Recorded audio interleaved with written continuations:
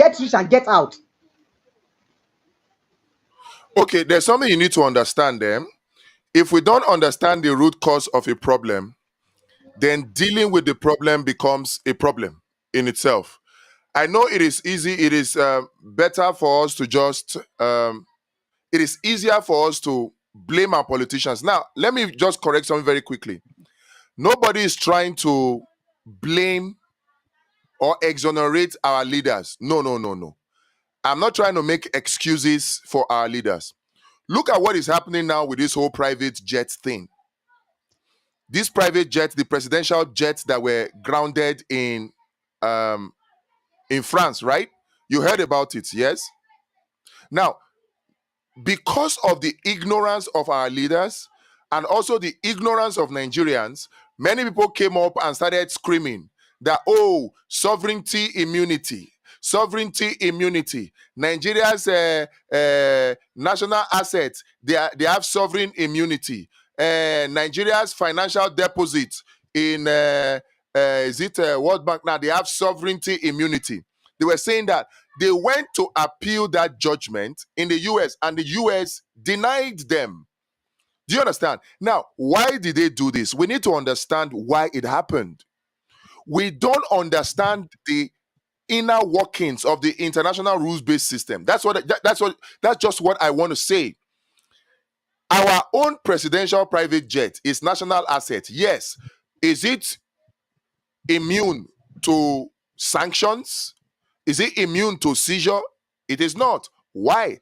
Because of these IMF and World Bank rules embedded in the free zone treaties that the IMF promotes through another agency called the Bilateral Investment Treaty, right? By reason of that free trade agreement, there are ISDS clauses, there are exceed clauses that are put inside of those agreements that our leaders do not understand. And those clauses make it such that your sovereignty is useless. Your sovereignty is useless as a country. And meanwhile, our leaders do not understand this. So if we say, oh, we want to solve corruption in Nigeria, we need to understand two things. What is corruption? You steal public funds for private use and you hide them. You hide this money abroad, right? So somehow, something allows our leaders to steal this money. Something encourages our leaders to steal this money and hide them abroad, right? On the other hand, we like to consume. So if we don't understand the psychology of these things, it's called social engineering. We have been socially engineered, not by only religion alone. We have been socially engineered politically, economically, educationally, entertainment-wise, sport-wise, right? Traditionally, we have been socially engineered to consume. And if we don't understand how these things work, if we don't understand what this man is saying, the social engineering will continue and it will be almost impossible for us to get the people to do the change or to make the change that we want them to make. That's why I need us to understand what this man is saying. It is critical that we understand what he's saying, because what he's saying is this. They give you loan to lure you. But once that loan is given to you, the money never gets to you. And then, remember, your leaders have to be corrupt to accept the loan in the first place. So, that much we blame our leaders for corruption. But outside of that, it's like a lady is a prostitute. The lady goes to the roadside and begins to advertise herself. I blame the lady for being a prostitute, for becoming a prostitute. But answer me this question. If the lady starts her prostitution on day one and then goes to the roadside and then no man says hi to her, no man patronizes that woman, and the woman continues like that for 6 months, for 1 year, will she continue to be a prostitute? She won't. We can criticize the woman and say, you're a prostitute, you're going to hell, this, Dad, you're a bad person. Is it because are you the only person that is suffering economic hardship? No, no, no, no, no. We can do all of that. But the truth still remains that if men do not patronize the woman, she will not be a prostitute. The same way now, our leaders are like those prostitutes. We blame them for being prostitutes, for being corrupt. But then again, the IMF and the World Bank, they are like those men that patronize the prostitute. They are the ones responsible for making the woman a prostitute, because if there's no demand, there will be no supply. So if we are going to, because right now, what we want to push is, we want to push for a new political party with new sets of ideologies and all that. If we do not understand this program, their social engineering that the IMF and the World Bank is doing on us, if we do not understand it correctly, what will happen is the next set of leaders in these our new political parties, they will also fall victim to this same game. So it is critical that we educate the Nigerian population to understand that, look, this is what is going on. And going forward, this and these are what we must do to prevent it. That is why we must talk about it. It is not to excuse the corruption of the leaders. No, it is not to excuse it. So, but here he's talking about the loans. Now, in fact, let me play a third one for you. Let me play a third one for you. Let me just continue it. Power plants and industrial parks, things that would benefit a few wealthy families in the country. And industrial parks, they'd build power plants. Now, if you look at this step 3, it's divide and conquer. I don't know if you can see it. It's divide and conquer. Now, see the social engineering that they are carrying out to divide and conquer Africa, divide and conquer Nigeria. They'd build power plants and industrial parks, things that would benefit a few wealthy families in the country, the ones that own the industries. But the majority of the people would suffer. They would be left holding a huge debt they couldn't repay. Now, see that. They will take this loan, they will use it to do huge infrastructure that will benefit only the rich and wealthy people, and it will not get down to the poor people. So when you hear foreign direct investment, this is trying to open our eyes to see that foreign direct investments are a trap. So the people, the new set of leaders that we want to throw up now, must understand that foreign direct investment, anything called investment of the IMF and World Bank structures, is a trap.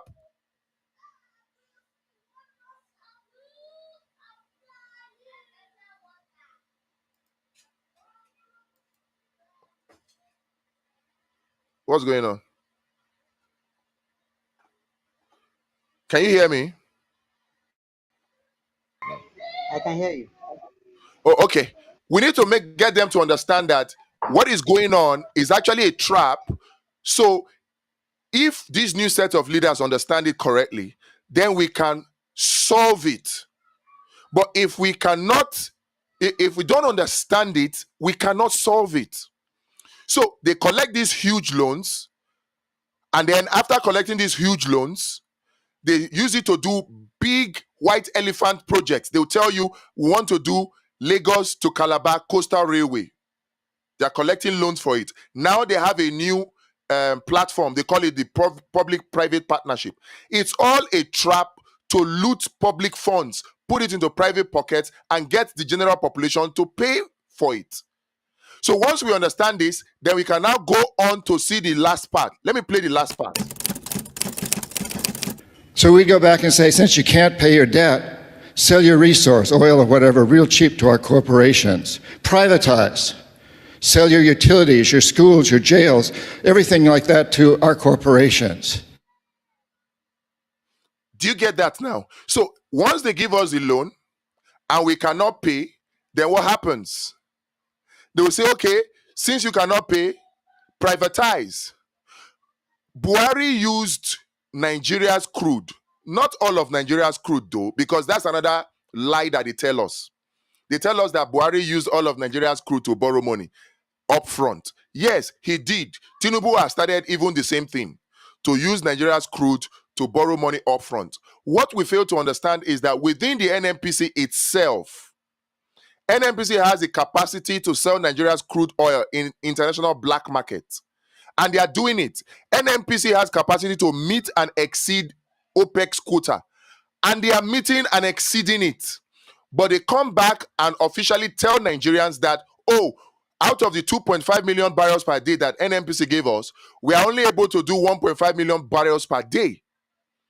Do you know what that means? They will now tell you that the balance of 1 million barrels was stolen. Meanwhile, it was not. It was sold by people who are agents, or people who are close, or people who are known to these NNPC people on the international black market. And those monies, they never appear in the Nigerian financial system because they are paid in dollars into banks outside of Nigeria. So once they do this, they have actually met the OPEC quota, but on paper, they say they have not. But you know another funny thing that actually makes it very, very wicked? They even exceed the OPEC quota, because whether they are doing production sharing contracts or whether they are doing joint venture partnerships, what they are doing is it's the international oil companies that actually bring their technology to extract crude oil from the ground. They can decide to extract 4 million barrels per day, 3 million barrels per day, 5 million barrels per day. Do you know what they will do with the excess? They will sell it in the international black market. And because the thing is between the IOCs and NNPC, they are the ones that have that information about how much barrels of crude oil they actually extracted. So they will keep it hush hush. They will share the money. They will sell the crude oil at a discount, share the excess revenue by percentages, and keep quiet as if nothing happened. That way, they actually shortchange Nigeria, but they are putting Nigeria's money into their own pockets. We don't understand these things. If we do, we will know that nobody should just come and tell Nigerians that, oh, they have used Nigeria's money, crude oil, to borrow. That's why Nigeria does not have crude oil to give to Dangote to refine. Or that's why we're not selling enough crude oil to get revenue that will now make us go and borrow. Do you understand? So we need to understand these things.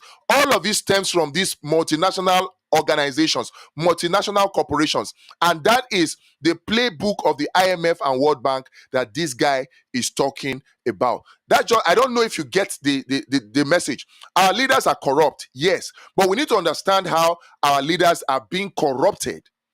Because if we don't, then even the next set of leaders that we're trying to bring up now with these our new political parties will also fall victims to it. I don't know if you get what I'm trying to say. Let me get your reaction to that.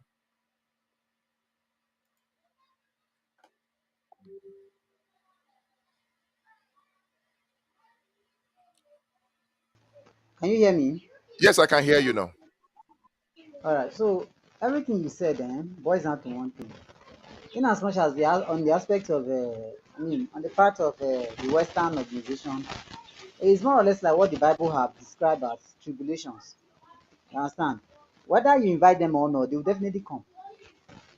Once you are elected as a president, whether in the during the election process, they they probably they promoted you or they supported you or not, provided you are in the president, you are the leader of a country that have resources that they want, they will definitely come, whether you want it or not.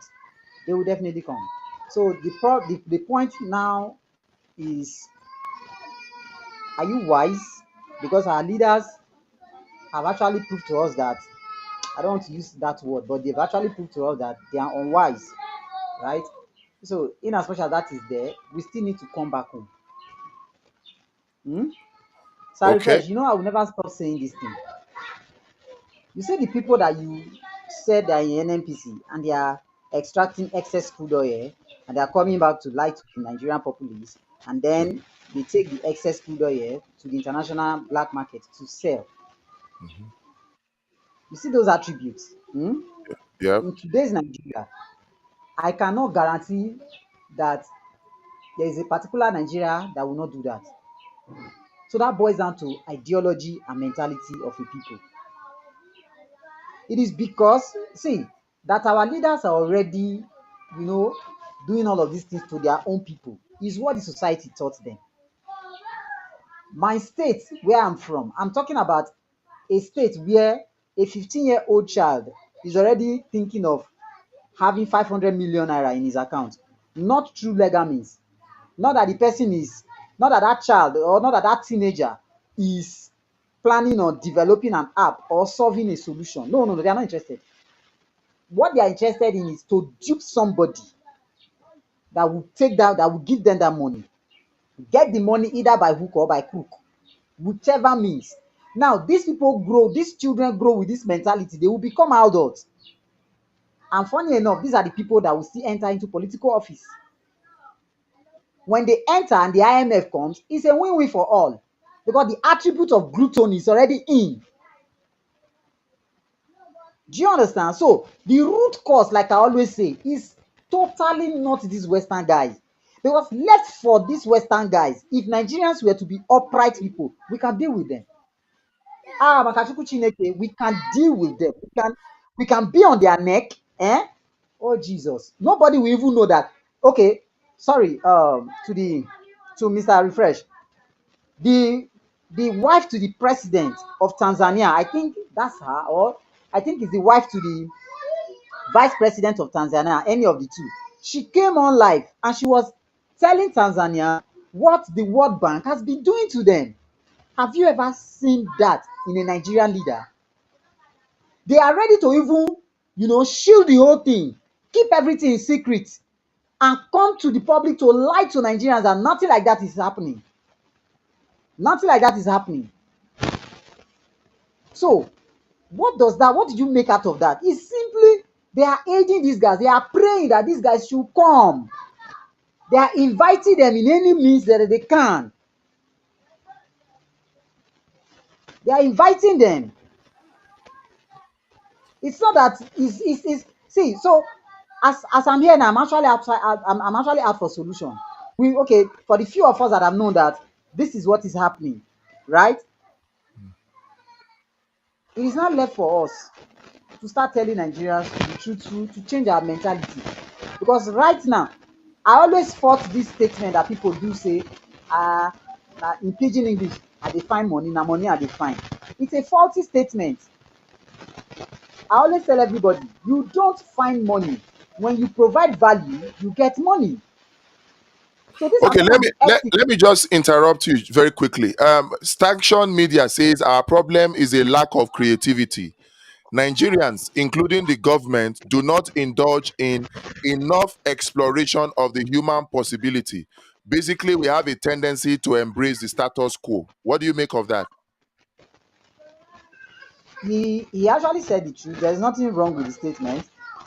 Yeah, we have the human resources, but only God knows what our leaders are thinking. Honestly, I don't know. I don't know. Only God knows what they are thinking. I don't want to No, come but here to be very, do you very think it's a happy. lack of? Do you think you as a person you lack creativity? You as a Nigerian, do you lack creativity? You see, when I think I am trying to interpret what he said in another form. When he said lack creativity, it's not that the creativity is not in us. Every Nigeria is creative, but channeling that creative inbuilt to, turn it to money making. There's no enabling environment for you to use your creativity, to make ends meet. I think that's what he's trying to say. Not Yeah. that So because in fact, to the blind and the deaf, everybody knows that every Nigerian is creative, is multi-talented. It's just that there's no enabling definitely environment for this talent to generate funds. good. So it's not like we lack creativity. It is just that the government is not creating enabling environment for us to use our creativity. Yeah. Definitely. Okay. So I have this other one from says you are very correct because our leaders are very corrupt and will never stand up for anything that make Nigeria great. I think the person Oyage is agreeing with you. Simple star is agreeing with you. Our leaders are very corrupt. Yes, I agree. But then we need to understand the system. It's a social engineering thing that is being carried out on us. But they Social engineer. permitted this social engineering. That's the point. If they didn't permit it, this thing would not thrive. Even if it will thrive, you see that the effect will be very minimal. I gave you an example of Ibrahim Traore. Are you getting me? They permit, these guys are gluttons. These guys are kleptomaniacs. They are not interested in your whether you live or you die. They are not interested. Sorry for using that word die. I know it's a harsh word. They are not interested. That's the reason I can tell you that if you look into this matter very well, you will see that they even invited them. They even write to them that we can't wait for you guys to come because they know what they will gain. I'm telling you, our leaders, look at the time that Lai Mohammed was there, busy lying to everybody. Even when coronavirus hasn't come, he had already invited it that the coronavirus should come. We are ready for it. They are inviting problems because they know they will cash out from the problems. It's not that they are upright people. They are not interested in the country. That's why they are having dual citizenship. Even when Adam Soshomole was busy sewing pieces of cloth in Edo State, was he a citizen of UK? Is it not when he entered politics he achieved a dual citizenship? So these guys are already dubious. Let me not say every Nigerian, but it's running in us. It's boiling. We can't wait. Once we enter the office, we write to them, please, Oya, come, let me cash out too. I heard that this is a poverty alleviation scheme. Now I'm now in the office. Come, let's have this deal. Let's have, okay, what is the treaty? You want to own Nigeria? Should I sell everything to you? Provided they get the money. It's not that it's this Western structure that's the problem. The problem is us. We are too greedy, self-centered. Me, myself, and I. Provided my family is living well, provided we can fly first class flight, I can sample my private jet. Look at Dino Melaye sampling Rolls Royce, and that's a state where people are even living within 1 cent in a day. Not to talk of a dollar. Let's be serious. It's not to be casting blame on these guys. We are not interested to help ourselves. Okay, so I think Staction Media is trying to clarify something. It says, sorry, what I mean is that instead of us to be creative enough to develop sports, philosophy, and other less mainstream industries, we embrace very typical ways of thinking. We're embracing oil and gas. No, Sanction Media, I disagree. Let me tell you why. Okay, let me finish your comment. The next one, it says, but we do not creatively seek out our alternatives like sports development, philosophy, acting, art, and languages. No. In fact, let me even say this. Part of the things that are used to socially engineer us as Africans are these art, entertainment, sports, education, tradition, and all of those things. They are used to socially engineer us. They are engineering us to make us. Yes, They gave and us a fashion. concept. Yes, they gave us a concept of celebrity. That concept of celebrity is the foundation upon which you have, oh, Tinubu's administration will favor me. So I want to be the celebrity. Let others bow down to me. You see the problem in that celebrity concept. It makes us divided amongst ourselves. So rather than seek things that will develop us, we seek things that will actually outrightly divide us. I don't know what you think about that, Simple. You said it all. That's the truth. That's the truth. That's the truth. I don't have any kickbacks against that, sir. So Toyosi, let's come to you. This whole private jet thing, you heard the news. They seized our presidential jets, 3 of them. What do you make of the news? Honestly, I don't know. I just saw it. I think possibly I saw it somewhere that they seized a presidential jet. So I don't understand why. Who are those people who seized it, and why would they seize it? So I'm just lost. I don't understand. Okay, so this is what happened. Why was his jet seized? Ogun State went into a free trade zone agreement with a Chinese company. The Chinese company, that was way back Okay. 2005, 2007. Then, before this current governor came in as governor, I think it was Ibikulu Amosu that terminated that contract. But the company now went on to say that before you terminated our contract, we have done investment A, B, C, and D.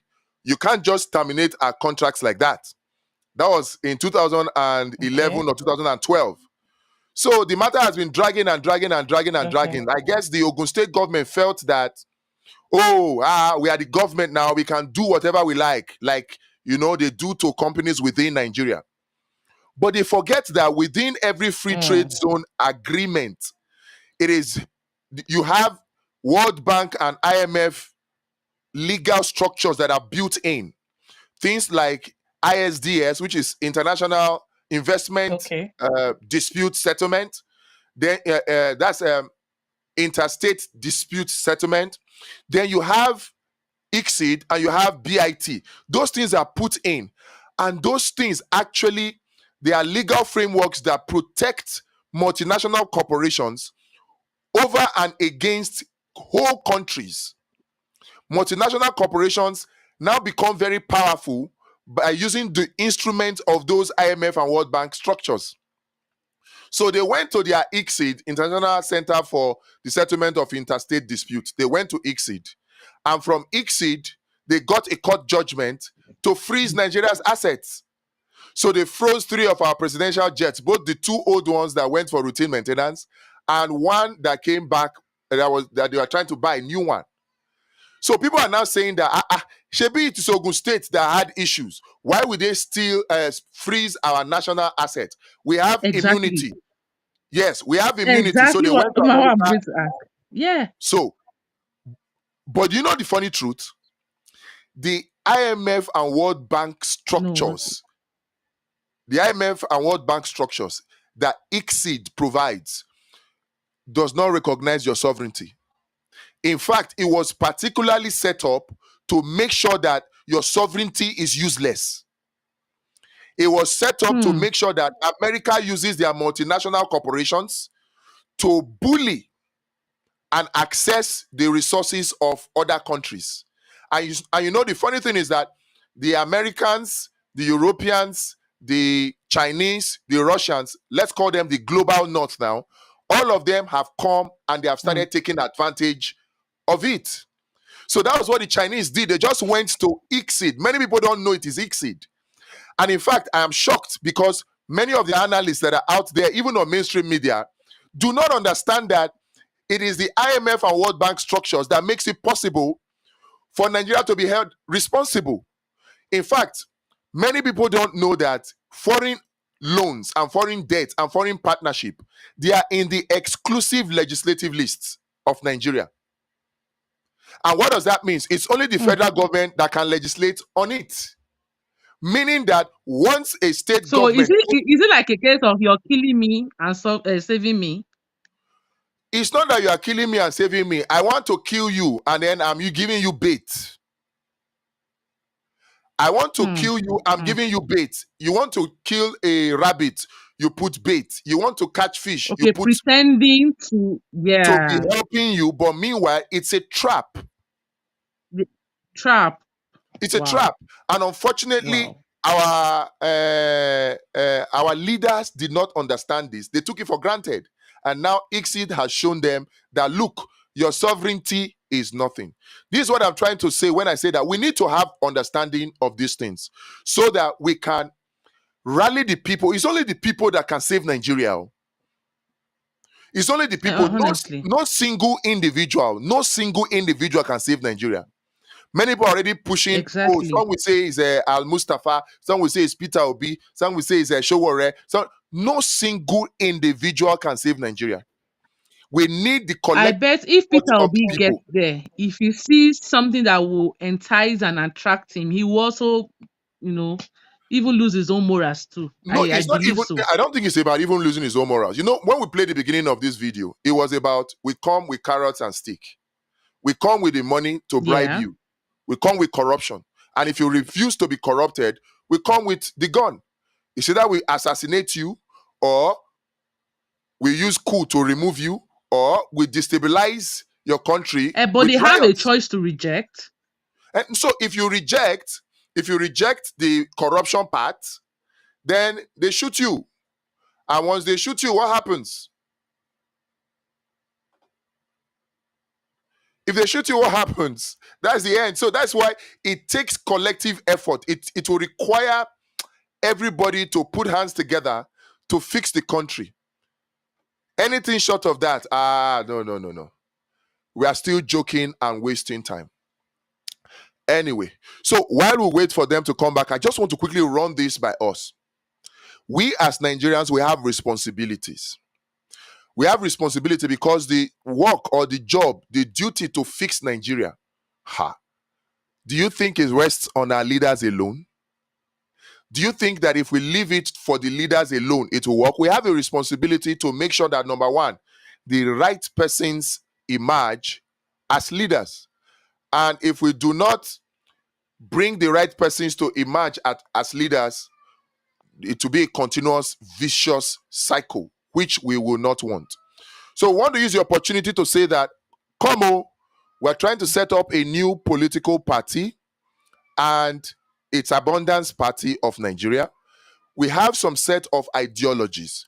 We are going to take time out to roll out those ideologies sometime tomorrow, which is Sunday, or worst case scenario on Monday. We want to encourage you to join us for that session. It's an interactive session. There's a link in the description for you to join to help us create this new political party. We need it because we want a political party where nomination forms will be free. Political parties where members will belong or believe in certain ideologies, the ideologies that we'll list out. A political party where primaries of the party will be direct primaries. These are the kind of things that we want. And it can only happen if we join hands to make it happen. So let's join hands to make it happen. Same time tomorrow. Thank you very much.